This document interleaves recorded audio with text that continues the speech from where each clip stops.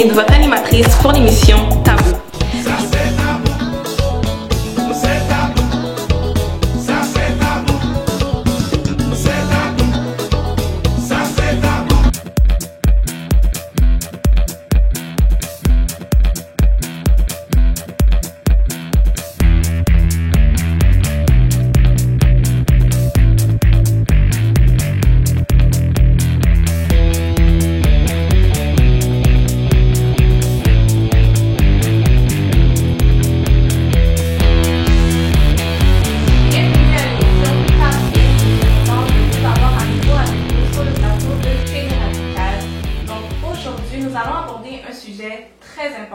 Comme d'habitude, à Tabou, vous savez, on a toujours des sujets très intéressants, mais surtout très importants. Donc, comme aujourd'hui, comme invité, j'ai Élie Damascène Naombay. Alors, bienvenue sur le plateau, Élie. Bonjour, merci. Ça fait plaisir de t'accueillir aujourd'hui. Le sujet qu'on va aborder, en fait, aujourd'hui, je pense que c'est vraiment un sujet qui est très sensible, mais très important d'aborder. Et pour la toute première fois, nous avons une Africaine avec nous. Donc, c'est bien de voir un peu de diversité et il va continuer à en avoir dans l'émission. Alors, Élie, je pose cette question-là en fait à tous mes invités, comme d'habitude. Comment ça se passe en temps de pandémie? Mais les pandémies, ça va. Ça va, c'est juste les couvre-feux, je trouve ça plate.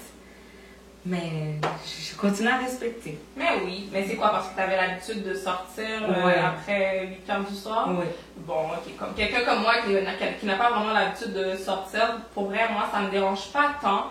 Mais juste le fait de savoir qu'il y a une restriction, là, oui, ça vient me chercher un peu. Mais un jour, ça va finir tout ça. Ouais. On l'espère. Alors, d'où viens-tu en Afrique? Moi, je viens du Burundi. C'est un petit pays proche du Rwanda. Ok. Ouais. Donc, ça fait longtemps que tu es venu ici à Montréal? Ça fait 14 ans à peu près. 14 ans, ok. Et comment était ta vie, en fait, là-bas au Burundi? Ma vie au Burundi, en fait, je connais pas bien mon pays parce qu'on a quitté notre pays comme réfugiés à cause de la guerre. On a été réfugiés en Tanzanie. En Tanzanie? Ouais. Ok. Donc, tu es allé en Tanzanie parce que, bon, il y avait de la guerre. C'était en quelle année? 1995. Mais en 99, on a quitté le Burundi pour aller en Tanzanie. Ah, ok. Ouais. Et ça veut dire que tu connais beaucoup plus la Tanzanie que le Burundi. Donc, quelle langue qu'on parle là-bas en Tanzanie? Mais en Tanzanie, on parle Swahili. Le Swahili. Ouais. Puis au camp, il y avait beaucoup de gens qui viennent du Burundi, alors j'ai parlé le Kirundi. Ok. Ouais. Donc, Swahili et Kirundi. ok, donc tu parles deux langues. Oui. Ok. Donc tu es allé au camp réfugié. Donc ça, c'est ces personnes qui fuyaient la guerre, justement, pour aller vivre une vie soi-disant meilleure dans un autre pays. Ok. À quel âge tu es rentré au Canada? À 11 ans. À 11 ans. Ouais. Ok. Donc tu as quand même fait un bon moment en Tanzanie. Oui. Ouais. Ok. Quels sont tes souvenirs d'enfance avec ta famille? Mes souvenirs d'enfance en Tanzanie? Oui, en Tanzanie, quand tu es rentré à Montréal. En général, quels sont tes souvenirs d'enfance? Ça veut dire quand tu étais plus jeune. Là, tu es rentré à Montréal à 11 ans. Donc, avant 11 ans, est-ce que tu avais des souvenirs de comment c'était? Mais avant 11 ans, j'ai plus des traumatismes que des bons souvenirs. Ouais. Et tu as des traumatismes à cause de quoi? Mais j'ai eu des traumatismes par rapport à mes deux parents. Toujours la bataille. Mon père, il battait ma mère. Ouais, puis fait que ça m'a traumatisée psychologiquement. C'est ça. Surtout là, à l'âge adulte actuellement, j'ai des images qui reviennent encore. T'as un traumatisme qui est là. Ça va probablement pas partir, ça va s'estomper avec le temps, mais ça va toujours rester là. Vraiment. Ouais. Ok, donc tu te rappelles que ton papa, en fait, il battait ma mère. Ouais. Est-ce que tu savais pourquoi, en fait, ça se passait comme ça? Mais en fait, quand mon père parlait, ma mère, il fallait pas qu'elle parle. Fait que le fait que ma mère a essayé de parler, mon père, ça l'énervait, puis il battait. Puis, il y avait une histoire de l'alcool. Mon père, il buvait, ma mère aussi, les deux, ils buvaient. la boisson, l'alcool. Fait que ça déclenchait la chicane à chaque fois. Wow. Et est-ce que tu avais des frères et des sœurs? J'avais mon petit frère, il était bébé. Ok. Donc toi, t'es la plus grande. Ouais. Ok, vous étiez deux. Oui. Wow. Comment s'est passée ton arrivée au Canada? Est-ce que tu as des rappels de ton intégration? Tu étais quand même une pré-ado à 11 ans. Donc, j'imagine que quand tu es arrivée au Canada, tu étais dans une classe d'accueil, probablement? Oui. Comment ça s'est passé? Ben, c'était un petit peu difficile. Je ne savais pas parler français. Avec le temps, j'ai appris. Puis, je me suis vite adaptée. Oui, tu n'avais pas le choix non plus de t'adapter. Tu venais dans... Et je crois que tu ne parlais pas français, c'est ça? Non, pas du tout. Donc, tu devais apprendre une nouvelle langue, tu devais t'approprier certaines choses que toi, tu n'avais pas l'habitude. Ouais. Donc, mais ça, en général, ça s'est quand même bien fait. Oui. Ok. Donc, comment tu te décrirais lorsque tu étais adolescente? Moi, j'étais une adolescente assez malcommode. Malcommode? Ouais. J'aimais ça copier. Ok. Puis j'avais des mauvaises influences. Je suis une personne déjà à l'âge adulte aujourd'hui. Je suis quelqu'un qui peut être facile à influencer. Ouais. Ok. Fait que j'avais la misère à dire non parce que j'avais peur que mes amis me rejettent. Tu voulais te faire accepter. Exactement. Fait que j'étais portée à dire tout le temps oui. Puis c'est ça. Puis... Donc, tu étais une adolescente un peu, on pourrait dire, facile d'approche, mais trop facile aussi à influencer. Oui. Donc, ça t'amenait peut-être dans des mauvaises directions parfois. Oui. Ok. Donc, justement, ça t'a amené à vivre une situation quand même assez importante dans ta vie. Ouais. Donc, dans les années 2012-2013, qu'est-ce qui s'est passé, en fait, dans ta vie? Les années 2012-2013, j'ai eu une dispute avec ma mère. Ensuite, elle m'a mis dehors. Puis, quand elle m'a mis dehors, mais je ne savais pas où aller. Je suis partie. J'ai trouvé une fille qui m'a hébergée. C'était une danseuse. Ok. Puis, mais avant ça, avant que tu trouves cette fille-là, je me rappelle que tu me disais comme ça que tu avais été dans un centre. Oui. Avant, j'étais dans un centre jeunesse. Et au centre jeunesse, tu avais à peu près quel âge quand c'est avant que ma mère me mette dehors. Fait que c'était... C'est ça. Donc, c'est dans les années 2012. Ouais, c'est ça. Donc, tu as été dans un centre jeunesse dans les années 2012. Et qu'est-ce qui a causé le fait que tu es allé dans un centre jeunesse? On sait tous qu'un centre jeunesse, en fait, ça peut être pour plusieurs raisons, mais le plus souvent, des enfants qui vont au centre jeunesse, c'est des enfants qui ont soit des problèmes à la maison, ce sont des enfants qui sont parfois portés à la délinquance, ou sinon, ce sont des enfants aussi que, leurs parents ne sont pas capables d'en prendre charge, donc ils sont sur la tutelle de la DPJ, donc le département de protection de la jeunesse. Donc, qu'est-ce qui a causé le fait que tu es allé au centre jeunesse en 2012-2013? En fait, quand j'étais adolescente, j'ai eu des attouchements sexuels de la part de mon père. Fait que ça a provoqué la chicane à la maison. Puis j'ai essayé d'expliquer à ma mère ce que mon père m'avait fait. Elle voulait pas me croire. Elle voulait pas me croire. Fait que c'était toujours la chicane. Toujours la chicane à la maison.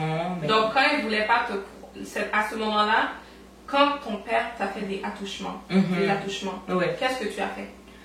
J'étais figée, je savais pas quoi faire, je savais pas comment réagir, j'étais comme traumatisée. J'étais traumatisée, j'arrivais pas, c'était comme, est-ce que j'ai rêve? Mais non, c'était réel. Donc, est-ce que tu t'es sauvée? Qu'est-ce qui s'est passé? Par la suite, tu sais, j'ai pris la fuite, je suis partie en courant, je suis partie voir ma voisine, je lui ai expliqué ma situation. Ma voisine, elle m'a dit, ah oui, ton père a fait ça. J'ai dit oui. Puis après, quand j'ai quitté chez la voisine, je suis partie voir ma meilleure amie. Quand on était jeunes, je l'ai expliqué. J'ai dit, j'ai peur de retourner à la maison, retourne-moi à la maison, s'il vous plaît. Elle a dit, vas-y, ça va bien aller. Non, parce que tu sais, on était jeunes. Mais je suis retournée pareil. Ok. Puis, Mais qui a fait le signalement, en fait? moi, il y avait toujours la chicane.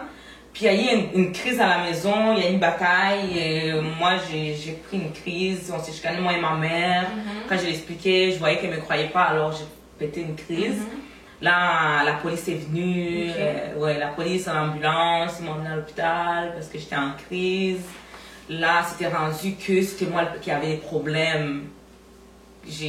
Donc, on t'a pris comme c'est toi qui était vraiment le problème et non la situation. Oui, exactement. Parce qu'on te croyait pas. Exactement. Fait que, ils ont dit, oh, c'est moi qui est folle, que j'ai inventé ça. Ouais, mes parents disaient que j'ai inventé ça, que c'était pas vrai. Alors, j'ai été à l'hôpital quelques temps, puis là, ils m'ont emmené au centre de jeunesse. J'étais en centre de jeunesse. Puis, par après, j'ai sorti. Donc, t'as fait combien de temps au centre de jeunesse?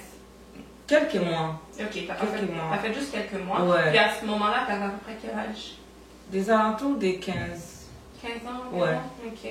Donc, quand tu es sortie du centre jeunesse, où es-tu allée finalement? Comme ça se passait pas bien à la maison, est-ce que tu es retournée chez toi? Mais j'avais été en famille d'accueil. Puis après ça, j'ai resté un temps en famille d'accueil. Puis là, par la suite, mes parents se sont séparés. Là, les juges ont fait en sorte que j'aille chez ma mère. Mon père avait son appartement. Alors, je suis partie vivre chez ma mère. Puis là, moi et ma mère, ça marchait pas parce que moi et elle, on a le même caractère. Fait que on était toujours en train de se chicaner. Donc finalement, tes parents se sont séparés. Est-ce qu'ils se sont séparés par rapport à ce qui s'était passé non. ou par rapport à leur situation, eux, conflictuelle? Ils avaient déjà leurs problèmes à eux, mais le fait que mon père, en plus de ça, qu'est-ce que mon père m'a fait, ça a comme exagéré. Donc ça a dégénéré la situation. Exactement. Donc finalement, ta mère, elle a cru. Elle a cru quelques années plus tard. Et qu'est-ce qui lui a provoqué ça en fait? Qu'est-ce qui a fait en sorte qu'elle a cru? Parce que mon père, j'étais pas la première qui avait fait ça. Fait il s'était déjà essayé à ma cousine. Wow. Fait que ma cousine avait expliqué à ma mère l'histoire. Là, ma mère, elle a cru. Après, elle a dit, ok, là, je crois. Ouais. Donc, ton père, il avait déjà les antécédents d'accouchement. Ouais. Donc, si je comprends bien, il ne t'a pas violé. Non. Il n'a pas eu le temps de le faire. Non. Mais il t'a clairement touché. Ouais. Donc, il faisait les préliminaires. Oui. Donc, le fait qu'il n'a pas eu le temps de passer à l'action, c'est parce que tu as eu le temps de te sauver? Oui. Ouais. Wow. Donc, tu es retourné une deuxième fois au centre jeunesse. Oui. Et ça, c'est pourquoi tu es retourné encore une autre fois au centre jeunesse? Quand je suis retournée une autre fois, c'est parce que je tombais enceinte. Tu es tombée enceinte? Ouais. Et à ce moment-là, tu étais chez qui? Chez ma mère. Ok, donc tu étais retournée chez ta maman, parce que tu me disais comme ça que tu étais dans on t'avait placé en famille d'accueil. Ouais. Ensuite, tu es retournée chez ta mère et tu es tombée enceinte. Ok. Puis, qu'est-ce qui a fait en sorte qu'on t'a retourné au centre? Parce que j'avais des mauvaises influences. J'écoutais pas ma mère. J'aimais pas ça me faire dire quoi faire. J'avais la misère avec l'autorité. Puis je manquais de respect. Puis, ok, donc c'était une adolescente quand même perturbée. Ok, wow, quand même. Donc on va aller prendre une petite pause et on va retourner encore sur ce sujet. Alors, on vous revient tout de suite. Restez branchés. Bonjour, je m'appelle Diana, présentement sur la chaîne Télé Radicale. Pour vous rappeler de vous abonner, partager et on nous sommes sur toutes les plateformes Facebook, Instagram, YouTube. Alors abonnez-vous et partagez en grand nombre. Merci.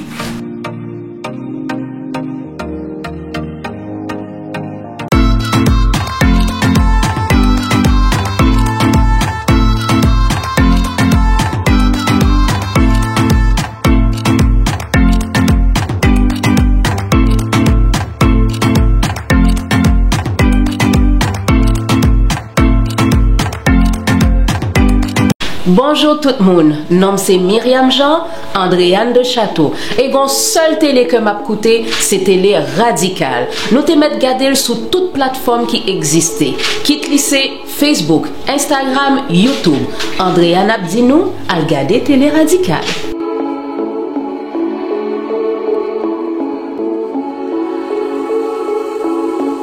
Alors, de retour à l'émission Tabou sur la plateforme Télé Radicale. Merci de nous suivre, merci de vous abonner. Alors, on avait Ellie comme invitée aujourd'hui. Elle a une histoire vraiment très particulière. C'est une jeune fille, une jeune femme qui a vécu beaucoup de choses dans sa vie. Et je salue ton courage aujourd'hui de venir nous partager cette histoire-là parce que je sais que c'est pas facile. Tu revis encore des moments. Mais je pense que c'est ton courage comme ça qui va permettre d'aider certaines jeunes femmes en fait qui vivent peut-être la même situation que toi. Alors, merci. Donc, on disait comme ça avant la pause que tu avais été encore une fois au centre jeunesse parce que bon, tu donnais des problèmes à ta maman. Tu étais une adolescente plutôt perturbée. Et donc, après cette deuxième fois, qu'est-ce qui s'est passé? Tu es sortie, mais là, cette fois-ci, est-ce que tu avais passé plus de temps au centre jeunesse ou juste quelques mois encore? J'ai fait quelques mois. Tu as fait plusieurs mois au centre jeunesse et après, qu'est-ce qui s'est passé? Où es-tu allée? Quand j'ai fait plusieurs mois au centre jeunesse, je suis retournée chez ma mère. Ok, tu es retournée chez ta maman. Oui. Et comment ça se passait là, cette fois-ci? Là, c'était toujours la chicane encore. Encore? Oui, toujours la chicane. Je l'écoutais pas quand elle parlait, mais je l'écoutais pas. Donc, elle avait aucune autorité sur toi. Non. Mais en fait, c'est quoi qui faisait... Qu'est-ce qui faisait en sorte que ta mère, qui est censée être la personne qui peut te donner certains ordres, qu'est-ce qui faisait en sorte que tu n'étais pas capable d'écouter ta maman? Qu'est-ce qui faisait en sorte pourquoi je l'écoutais pas, c'est qu'elle, ce qu'elle m'interdisait de faire, elle faisait la même chose aussi. C'est-à-dire, elle ne te donnait pas l'exemple? Non. Puis qu'est-ce que tu veux dire par qu'est-ce qu'elle me disait de ne pas faire ou de faire, elle ne le faisait pas ou elle le faisait? C'est quoi? Exemple, elle me disait, oh, arrête de te tenir avec les garçons, nanana. Puis là, moi, je voyais chez moi, il y avait toujours, elle se tenait avec des hommes différents. Fait que... Donc, c'était pas stable. Ouais. Il y avait toujours quand un homme regardé qui ce qu'elle venait. faisait, ouais, quand je regardais ce qu'elle faisait, c'était le contraire de ce qu'elle me disait. Et normalement, une maman est censée donner l'exemple à ses enfants. Ouais. Donc, le fait que toi, tu voyais que ta maman amenait plusieurs hommes à la maison et qu'elle te disait comme ça de ne pas traîner avec des garçons, pour toi, ça n'avait aucun sens. Non, puis elle buvait trop de boissons, honnêtement. Donc, elle te donnait pas l'exemple. C'était pas une mère qui était exemplaire, qui pouvait avoir une certaine autorité, quoique c'est ta maman, mais sa façon d'agir n'aidait pas. Donc, par la suite, est-ce que tu es restée chez elle ou tu es partie? Par la suite, elle m'a mis dehors. Elle t'a mis dehors. Oui. Et à ce moment, tu avais quel âge? J'avais presque 18 ans. Donc, tu étais presque une adulte. Oui. Ok. Et est-ce que tu avais une place où aller? Et je suis partie chez une amie de la famille. Donc, c'est toi qui as demandé ou c'est ta maman? C'est moi-même qui est partie. Tu es partie directement chez cette amie-là? Ouais. Ok. Donc, vous étiez proche quand même avec cette personne? Plus ou moins, ils étaient plus proches avec ma mère. Donc, c'était une amie de ta famille. Donc, cette personne-là t'a hébergée à la maison. Puis, comment ça s'est passé? Comment ça s'est passé? En fait, quand je suis partie habiter chez la personne, je vais préciser, la personne, c'était un pasteur d'église. Alors, j'étais enceinte. Je suis partie vivre chez lui avec ses enfants, sa femme. Eux, ils m'ont dit, ta maman nous demande de te mettre dehors, de ne pas te garder ici. Moi, j'ai dit, ah oui, vous ne voulez plus me garder? Ils ont dit non. Ils ont dit, il va falloir que tu t'en ailles, ta maman nous demande de partir. Donc, tu avais fait un certain temps chez cette famille-là. Oui. Puis, subitement, comme ça, ils t'ont dit comme ça que ta mère ne veut plus que tu restes ici, que tu dois quitter. Oui, en plus, j'avais un travail. C'est pas comme si j'habitais là comme ça. J'avais un travail. Donc, tu t'occupais toi-même. Oui. Puis ensuite, ils m'ont mis dehors. Wow. J'avais nulle part où aller. Donc, quand ils t'ont mis dehors, justement, tu étais enceinte en plus. Oui. Et ils étaient au courant que tu Oui, étais enceinte. mais j'avais dit à ces filles, là, à la fille du monsieur, mais le monsieur, je sais pas s'il était au courant. S'il était au courant. Donc, c'était pas, ta grossesse n'était pas encore avancée. Non. Ok. Donc, qu'est-ce qui s'est passé à partir de là? Où es-tu allée? Tu n'avais plus de place où aller. Donc, vraiment, tu vivais une vie qui était quand même assez déroutante. Donc, où es-tu allée par la suite? Ensuite, je suis partie voir quelqu'un comme ça, un gars. Puis là, les gars m'ont présenté une fille danseuse. Ok. Puis... Quand tu dis tu es partie voir quelqu'un comme ça, tu n'es pas partie voir quelqu'un comme ça. tu avais une relation avec cette personne. Mais un ami. C'était un ami, ouais. ok. Et cet ami-là t'a présenté une danseuse. Donc, à partir de ce moment-là, qu'est-ce qui s'est passé avec cette danseuse-là? Quand je suis partie... Et quand, excuse-moi si je t'interromps, mais quand on dit danseuse, on parle de danseuse nue. Oui. Ok. Donc, tu peux continuer. Ouais. Ensuite, quand je suis partie habiter chez la fille, j'étais enceinte. Fait qu'elle m'a dit, t'as même pas 18 ans encore, t'as pas le choix d'aller danser. Elle m'a dit ça comme conseil. Comme t'as pas le choix d'aller danser, tu peux même pas te mettre sur social. Comment tu vas vivre? Elle a dit, désolée, je peux même pas te garder avec les bébés. Alors il va falloir que tu te fasses avorter et que tu viennes danser. Fait que moi... Donc elle t'a demandé d'aller te faire avorter. Oui. Pour pouvoir t'initier oui. à la danse. Oui. Donc j'avais jamais fait ça de ma vie. C'était la première fois que tu rentrais dans ce monde-là. Oui. Donc qu'est-ce qui s'est passé? Est-ce que tu t'es fait avorter vraiment? Oui. J'ai été me faire avorter. Puis là, la fille, c'est ça, la fille, elle m'a payé les vêtements, des belles choses. Donc elle t'a acheté tout ce que tu voulais? Ouais, on est parti magasiner, elle m'a acheté tout ce que je voulais. Mais l'avortement, est-ce que c'est toi qui l'as payé ou c'est elle aussi? C'était gratuit. Ah, ok. Ah oui, vraiment, l'avortement, c'est gratuit. Donc, elle t'a acheté tout ce que tu voulais, des beaux vêtements. Tout, les cheveux, tout. J'étais vraiment belle, puis... Mais, fait que moi, le fait que j'étais jeune, tu sais, je disais, waouh, j'étais naïve. Mais quelqu'un t'offrait aussi tout ce que tu voulais, oui.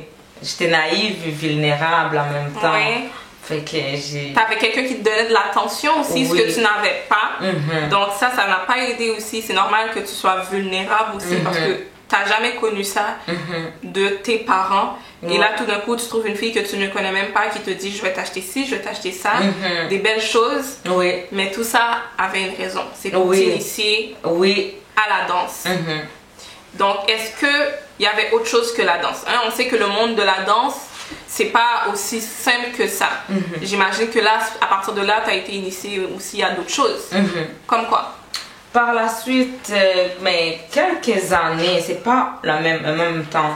Quelques années après, j'ai embarqué dans un autre milieu d'escorte. Ok, mais à ce moment-là, tu vas m'expliquer comment ça fonctionne quand quelqu'un t'initie à la danse. Est-ce que le sexe rentre en compte aussi? Oui. Dans ces milieux-là, c'est sexe, drogue, argent. Donc, tu as connu tout ça? Oui. Et tu as fait combien de temps à vivre ce mode de vie-là? Pendant 7 ans. 7 ans? Oui. Quand même. Je pense que c'est cette partie-là où tu as vraiment été le plus stable dans ta vie. 7 ans à danser, à consommer et aussi dans le monde du sexe. Oui. Donc, tu vendais ton corps. Oui. Parce qu'il faut faire aussi une précision.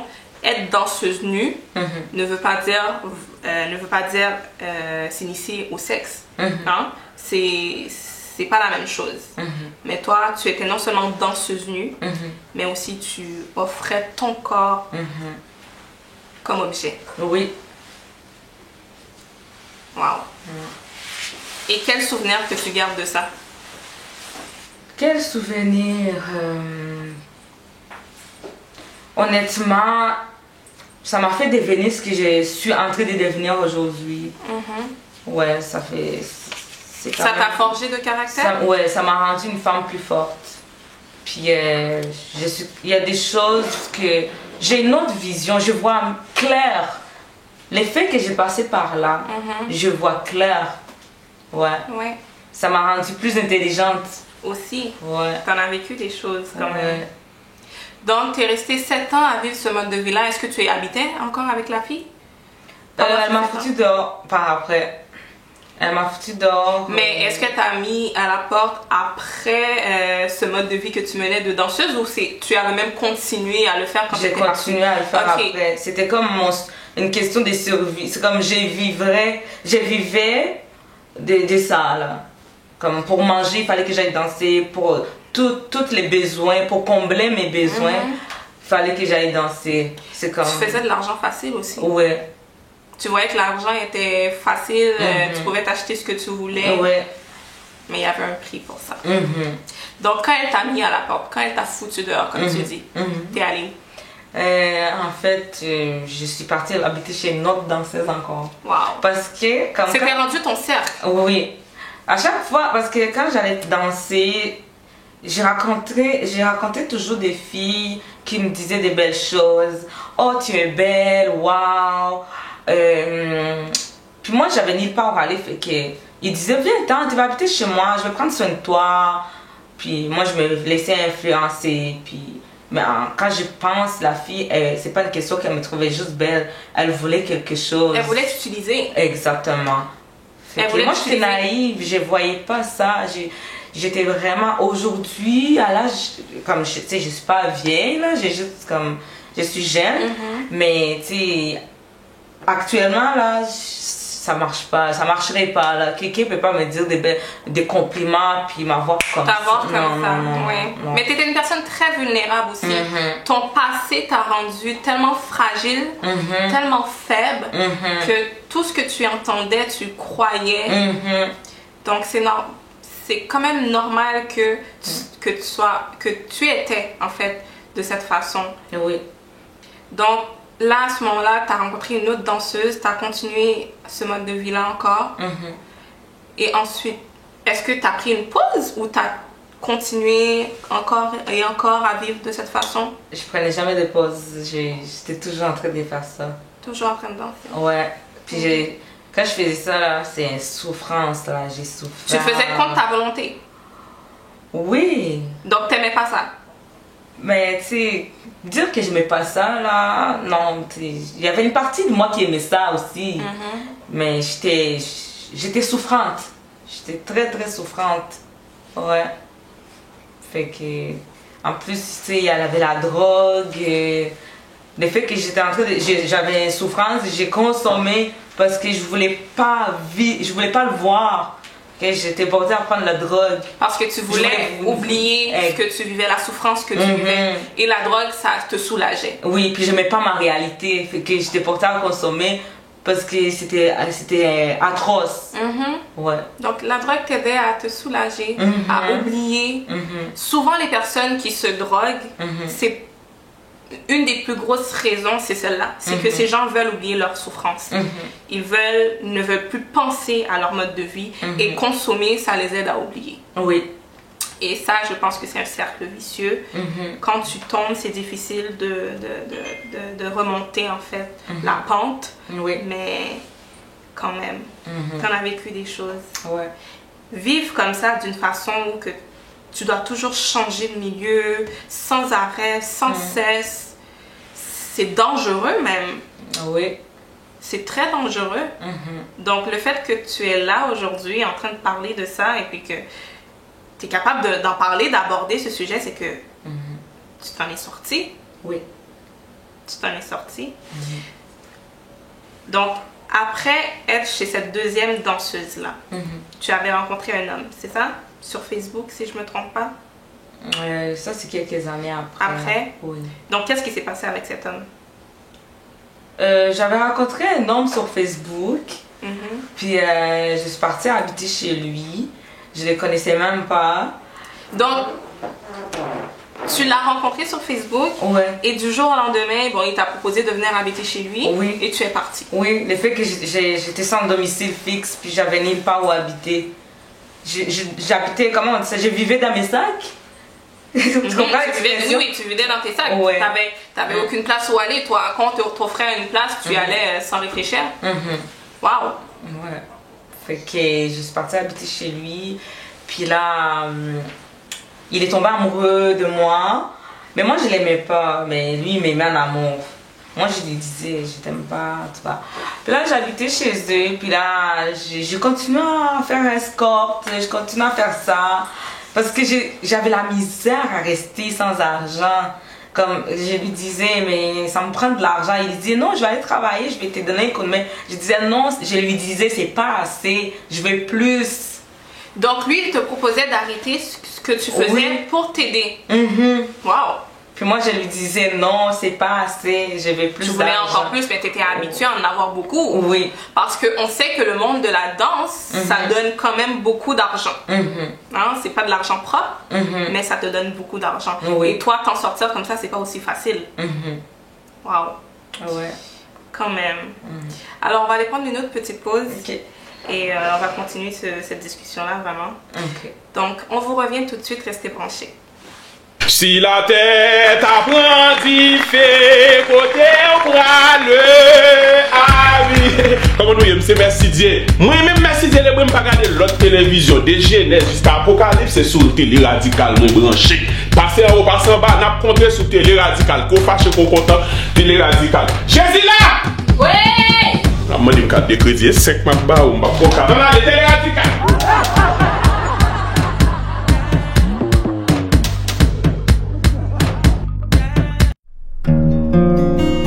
Comment nous y est? Longtemps, l'on te kon gade émission nous yo, ou te kon monter sous Merci Dieu télé.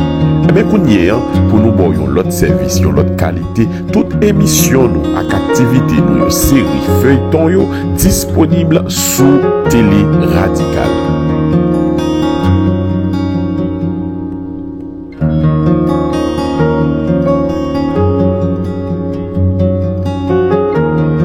Nous changeons nom pour Télé Radical.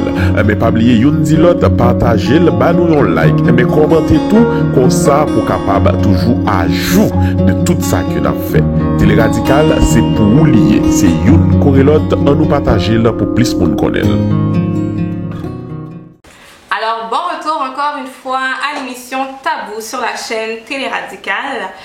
On aborde aujourd'hui un sujet très intéressant, mais aussi très cru, très sensible.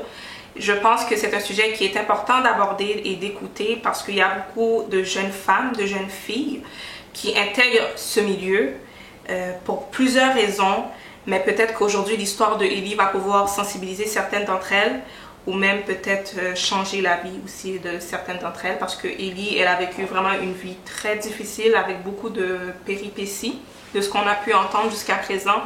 Donc, c'est une histoire, c'est un sujet, je pense, qui mérite d'être discuté avec une personne qui est concernée, qui est capable de dire vraiment la réalité de ce monde-là. Donc, avant la pause, Ellie, on disait comme ça que tu fréquentais en fait un homme que tu avais rencontré sur Facebook, Oui. que tu ne connaissais pas. Donc, ensuite, tu as fait un certain temps chez cet homme-là. Oui. Et est-ce que tu es restée avec cet homme-là? J'ai resté pendant 2 ans. Ok, donc tu es resté pendant 2 ans, donc vous entretenez quand même une relation. Ok, donc après ces 2 ans-là, pourquoi tu as quitté cet homme-là? J'ai quitté parce que... comment je peux expliquer ça? Il m'a violée sans mon accord. C'est comme si des relations sexuelles sans mon accord. Sans ton consentement. Exactement. Mais tu n'étais pas dans une relation avec lui? Oui, puis non. Moyen. Donc, tu considérais pas que c'était ton copain? Non, parce que je l'aimais pas. Je lui disais, je t'aime pas. Fait que lui... On habitait ensemble, mais je l'aimais pas. Mais comme... tu entretenais des relations avec lui? Des relations sexuelles? Oui. Donc, pourquoi tu dis comme ça que cet homme-là t'a violée? Parce que pour moi, violer, c'est comme... Tu fais l'amour à la personne sans son accord, c'est violer.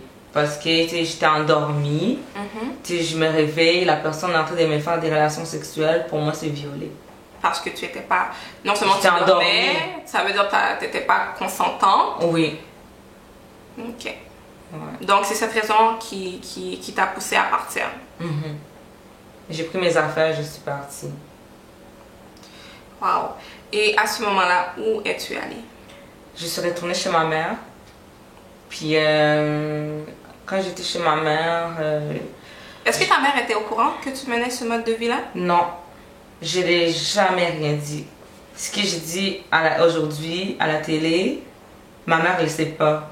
Donc jusqu'à aujourd'hui, elle n'est pas au courant. Jusqu'à aujourd'hui, elle ne sait pas. Peut-être de la bouche des gens, peut-être le monde l'ont dit, mais moi, je n'ai jamais dit à ma mère ce que je faisais. Tout ce que je t'ai dit, je ne l'ai jamais dit à mes parents. Wow. Donc, c'est quand même quelque chose, ça. Tu as décidé de t'ouvrir aujourd'hui sans même que ta propre mère soit au courant que tu as fait certaines choses dans le passé. Est-ce qu'aujourd'hui, tu entretiens une relation avec elle? C'est moyen. Plus ou moins. Ouais.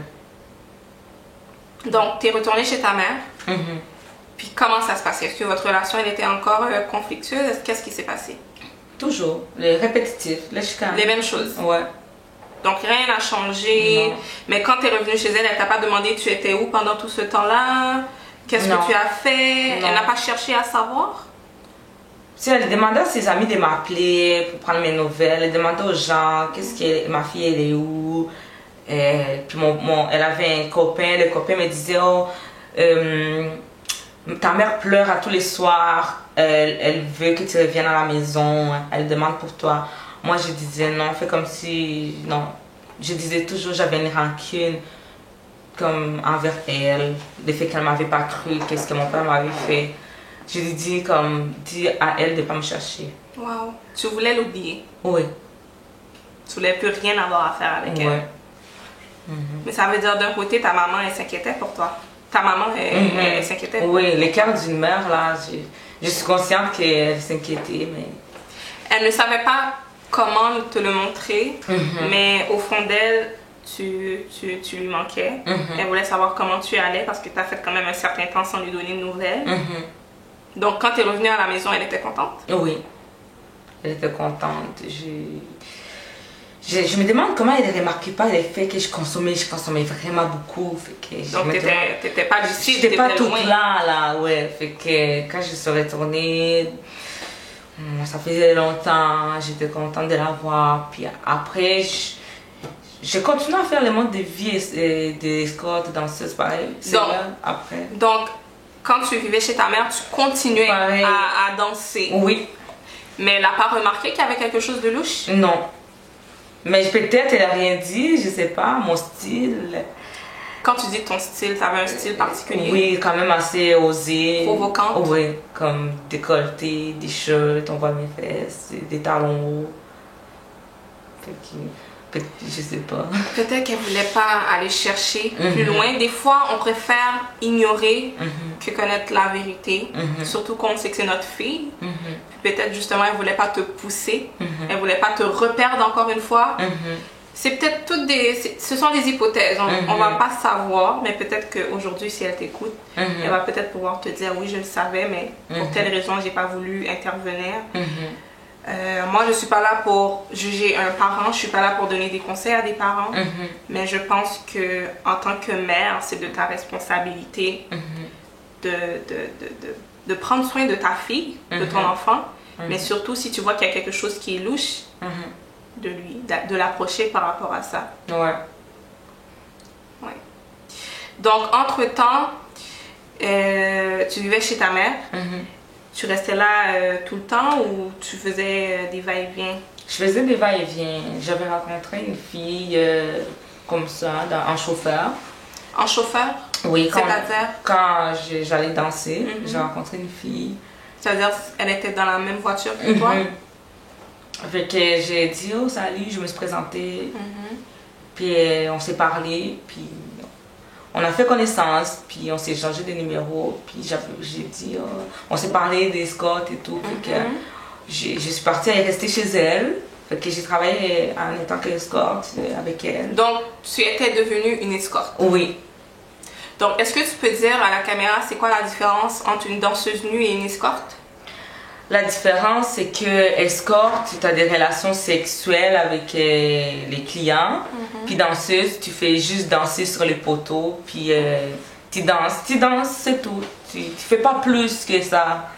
Mais tu faisais déjà ça auparavant. Tu vendais ton corps. Donc, c'était pas une nouveauté pour toi de le faire. Non. Mais quand tu le faisais dans le temps, tu allais dans des places pour le faire, dans des agences? Oui, j'allais dans les agences, puis ou soit il y a des clubs qu'on appelle les clubs à plus. Tu fais plus que danser, ça s'appelle les clubs à plus. Ok, ça veut dire tu donnes ton corps aussi. Oui. Donc les gens peuvent être dans des relations sexuelles avec toi. Oui. Donc c'était quand même un monde familier pour toi, l'escorte. Ok. Donc tu as fait combien de temps à faire de l'escorte et de danse? Parce que tu faisais les deux à la fois. Tu dansais et tu faisais de l'escorte. Oui. Tu as fait combien de temps à faire ça? En fait, j'ai fait les deux pendant 7 ans. 7 ans? Ouais. Pendant 7 ans de temps, non-stop. Je dormais avec Chaton. Je sais que c'est un peu cru là où je vais, mais je pense que tout le monde aussi va vouloir comprendre un peu le monde de l'escorte. Donc quand vous faites de l'escorte, est-ce que vous vous protégez? Oui. Ok. Est-ce que c'est fourni? Est-ce que c'est vous qui devez amener vos propres protections? Comment ça fonctionne en fait le monde de l'escorte? Je me suis toujours protégée. J'avais ma responsabilité d'avoir comment je peux dire ça, des condoms pour se protéger. Puis, je vais pas juger, mais il y a des filles qui font des choses sans se protéger. Sans se protéger, qui est très dangereux. Il y a des filles que j'ai vues qui ne se protégeaient pas. Oh mon Dieu. Ouais, c'est triste, mais moi, j'ai ma responsabilité en moi, c'était de me protéger. Je me suis toujours protégée. Grâce à Dieu, ça va bien, j'ai rien. Wow. Ouais. Je suis vraiment Parce contente. que tu menais vraiment un mode de vie très dangereux. Ouais, je mettais ma vie à risque. Très. Wow. Ok. Et à ce moment-là, tu as rencontré un homme qui est aujourd'hui les pères de mes enfants. Ça veut dire que tu as des enfants aujourd'hui? Oui, j'ai 2 enfants. Tu as 2 enfants? Oui. C'est ça. Ok. Donc tu l'as rencontré en menant ce mode de vie-là? Oui. Lui, il était quoi? Est-ce qu'il faisait partie de ce mode de vie-là? Non, il était étudiant, il allait à l'école. Ok. Il allait à l'école. Puis je l'ai rencontré sur Facebook. On s'est parlé et tout. On s'est donné rendez-vous au restaurant. Puis c'est ça, là. Puis on est tombé amoureux. Je suis tombée amoureuse de lui. Et tu es tombée enceinte? Oui. Vite après notre rencontre. Très rapidement? Ouais. Wow. Ouais. Ici Sheila de l'émission Tabou sur la plateforme Télé Radicale. Nous connaissons déjà, c'est Télé Radicale lié. Allez vous abonner sur toutes nos plateformes. Instagram, Facebook, mais surtout YouTube. Quand vous cliquez le bouton abonner, nous avons toutes vidéos. Alors s'il vous plaît, suivez-nous. Surtout partagez en grand nombre pour tout le monde qui suit nous. Merci et on vous attend. Bon retour à l'émission Tabou. Alors là, nous entamons vraiment la fin de l'émission.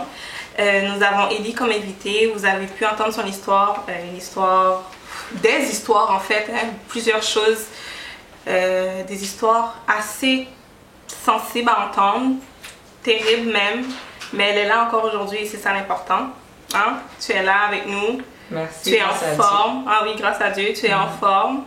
Donc, on va poursuivre. Donc, avant la pause, tu nous disais comme ça que tu avais rencontré en fait le père de tes enfants à ce moment-là.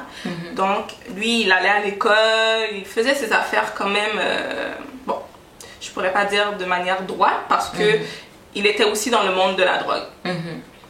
Donc, malgré qu'il allait à l'école, il consommait. Oui. Ok. Donc, lui, comment il vivait ta réalité? Parce que tu dansais, tu faisais des scores. Comment il vivait cette réalité-là?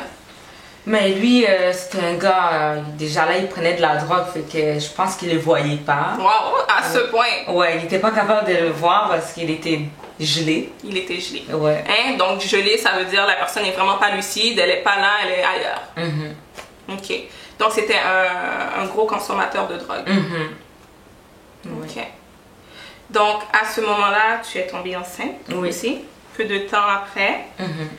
Donc, qu'est-ce qui s'est passé avec le père de tes enfants? C'est quoi la suite des choses?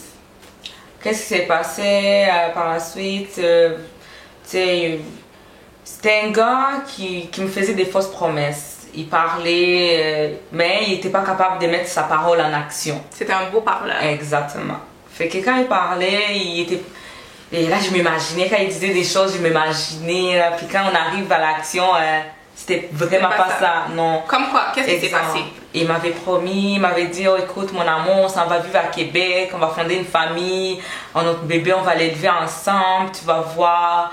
Je vais travailler en construction, puis je vais prendre soin de toi. Toi, tu vas rester à prendre soin de l'enfant, puis moi, je vais travailler. Donc, à ce moment-là, vous étiez à Montréal. Exact. Donc, tout ce qui s'est passé auparavant, c'était à Montréal. Oui. OK. Donc là, vous êtes parti à Québec. Oui. Là, on est parti voir sa grand-mère, elle nous a préparé quelques petites affaires, elle nous a donné sa bénédiction, elle nous a donné des conseils. On est parti. Quand on est arrivé à Québec, c'était n'importe quoi. On est arrivé chez son ami, il habitait dans un 2,5 ou un 3,5 à peu près. Puis que nous, on dormait par terre au salon. Quand j'ai vu ça... Donc, c'est pas du tout ce qu'il te disait, là. J'imaginais, non. Puis lui, il travaillait même pas. Puis on faisait juste consommer, on se chicanait tout le temps. En plus, j'étais enceinte. Donc cet ami-là a décidé de vous héberger. Ouais. Et vous ne l'aidez pas monétairement, vous l'avez pas donné un soutien. Donc il vous hébergeait comme ça gratuitement. Oui. Ok. On faisait juste se chicaner. C'était vraiment pas bon. Puis là. comment cet ami-là en fait vous a toléré en fait chez lui en vous Parce chicanant qu'il comme aimait ça? beaucoup, il nous appréciait beaucoup, il était patient. Il pensait qu'il y a un jour qu'on allait arrêter de se chicaner. Wow. Puis que... Ouais. Puis des fois, comme il y a des journées que je mangeais pas, puis la chicane, je disais va travailler. Et tu étais enceinte en plus? Ouais. Est-ce que tu faisais des suivis à l'hôpital? Même pas? Non. Donc, tu étais vraiment dans le déni, on pourrait même dire. Tu étais enceinte, mais tu prenais pas en charge ta grossesse. Il n'y a rien qui était fait. Non. Wow. Ouais. Fait que par après, on s'est chicané, il est parti de son côté. Moi, j'ai resté là. Donc, il t'a laissé? Ouais, il m'a laissé toute seule. Il t'a amené à Québec et il est parti? Ouais. Alors que tu connaissais personne, tu as... Wow. Fait que là, j'ai resté là, puis... J'ai fait une tentative de suicide là-bas. J'avais pris des drogues, plein de drogues, des speed. Parce que je voulais... Ouais. Puis je me sentais pas bien. Puis là, j'ai appelé l'ambulance. Je suis partie à l'hôpital. Tu étais seule dans la maison? Oui. Donc l'ami était où? Il était pas là, il nous avait laissés. Lui aussi, il était parti? Ouais. Il y avait ses affaires à faire. Il était parti faire ses affaires. Fait que quand je restais là... J'ai appelé l'ambulance, je suis partie à l'hôpital. Là, ils ont fait un signalement à la DPJ. Parce que tu étais enceinte. Ouais. Ils ont vu que tu avais beaucoup de drogue dans le système. Ouais. Ils m'ont mis en psychiatrie. Donc, tu as été hospitalisée en psychiatrie. Ouais. Tu es restée combien de temps? Jusqu'à temps que je trouve un endroit où habiter. Parce que je pouvais comment je peux dire ça? Son ami, je pouvais pas retourner chez eux. Alors, je lui ai dit que j'avais ni par aller. J'avais même pas de carte d'assurance maladie. Wow. Ouais. Fait que j'ai rencontré une travailleuse sociale là-bas. Elle m'a aidé à faire ma carte d'assurance maladie. J'ai resté là-bas pendant 2 semaines à peu près. Ok. Puis là, par la suite, je suis partie dans une affaire des hébergements pour les sans-abri. Enceinte, je suis partie là. C'était à Québec, ça? Ouais. Ok. C'est là, j'ai arrêté de parler avec les pères de mes enfants. J'étais fâchée contre lui. Il t'a abandonné. Ouais. Il t'a fait des fausses promesses. Ouais. Il t'avait promis la belle vie à Québec. Et là, il t'abandonne en étant enceinte. Je comprends que tu veux plus rien avoir à faire avec lui. Ouais. Donc là, qu'est-ce qui s'est passé? T'as été hébergée dans ce centre-là. C'était quoi la suite? Par la suite, moi, j'ai pas arrêté de vouloir m'en sortir. Je suis partie faire mes affaires. J'allais à mes rendez-vous. C'est là que je faisais les suivis de grossesse. Là, j'étais motivée. J'étais toute seule. Depuis que je suis pas avec lui, j'étais à mes affaires. Je faisais bien ça. Aussitôt qu'on se mettait ensemble, j'avais l'impression de reculer en arrière. Donc, t'avais arrêté de parler. Danser. Non, mais t'avais arrêté de danser. Ouais, de danser. J'ai déjà décidé de prendre soin de les bébés. Ok. Alors, j'allais à tous mes rendez-vous. Je faisais les cours. Parce que j'étais en hébergement, on avait des cours thérapeutiques. Des fois, j'ai resté là. Je mangeais bien. Je faisais mes affaires. Donc, on peut dire que tu t'es repris en main. Oui, je prenais soin de moi, puis tout.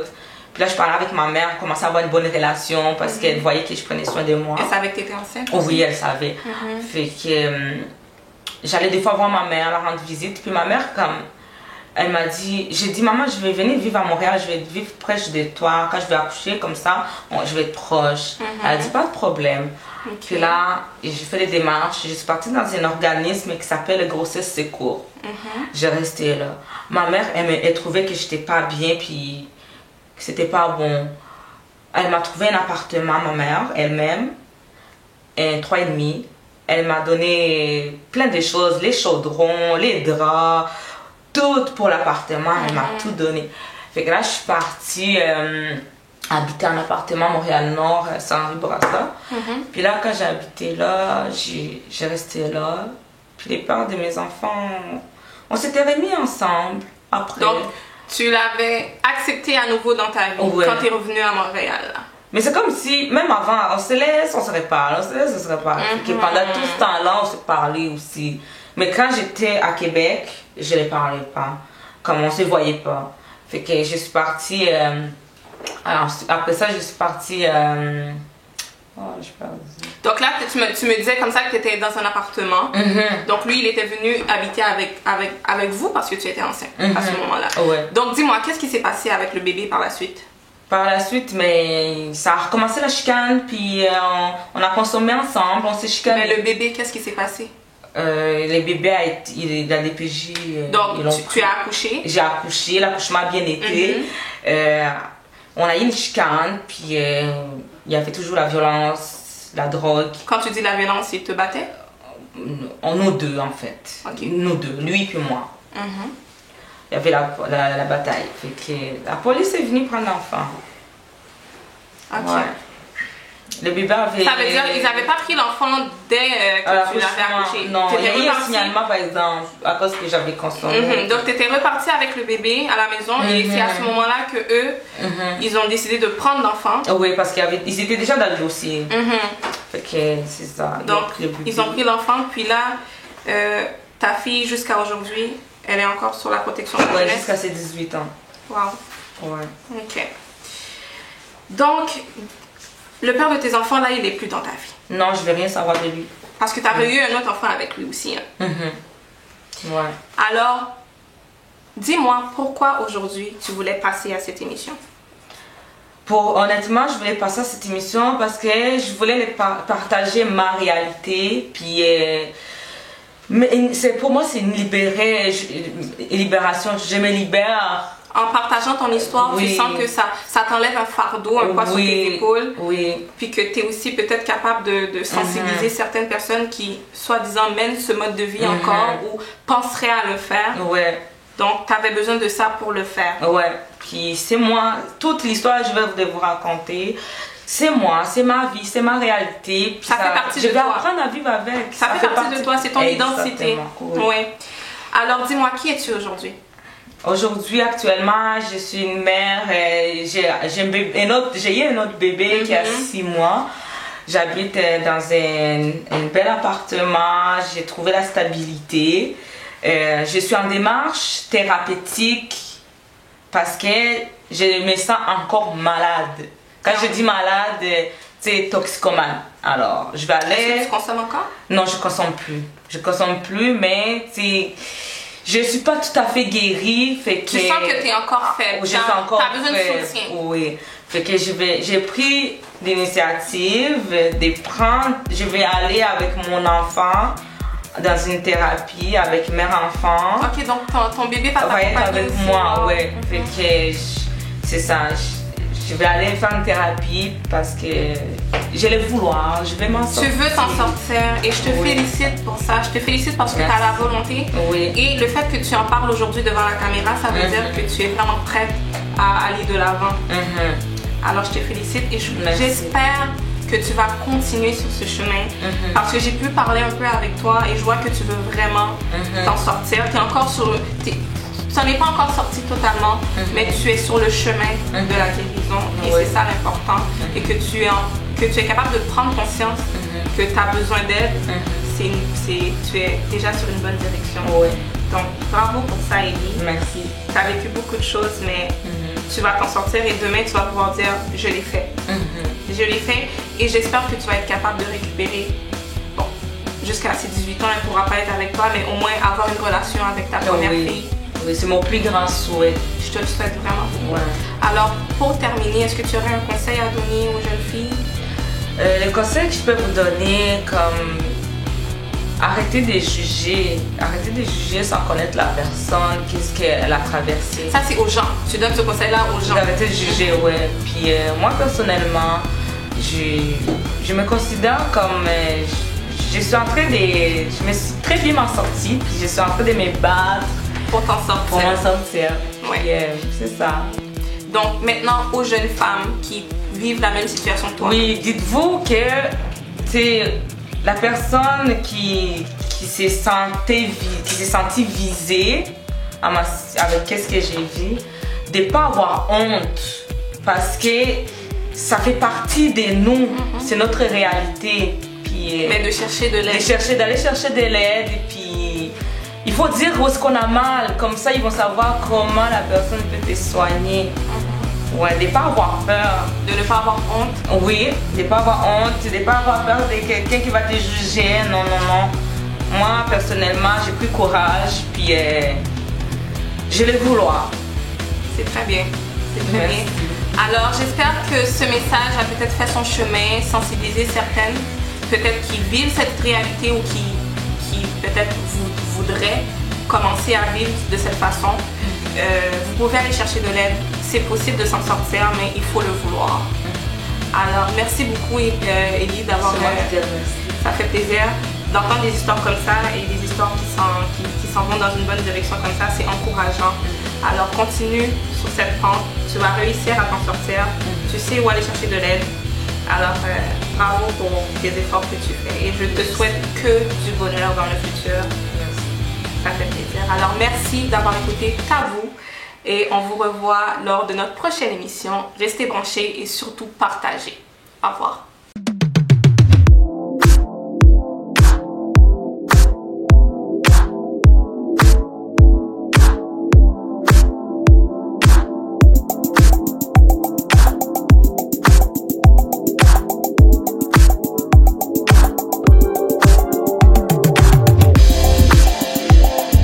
Ici Sheila Hamid, votre animatrice pour l'émission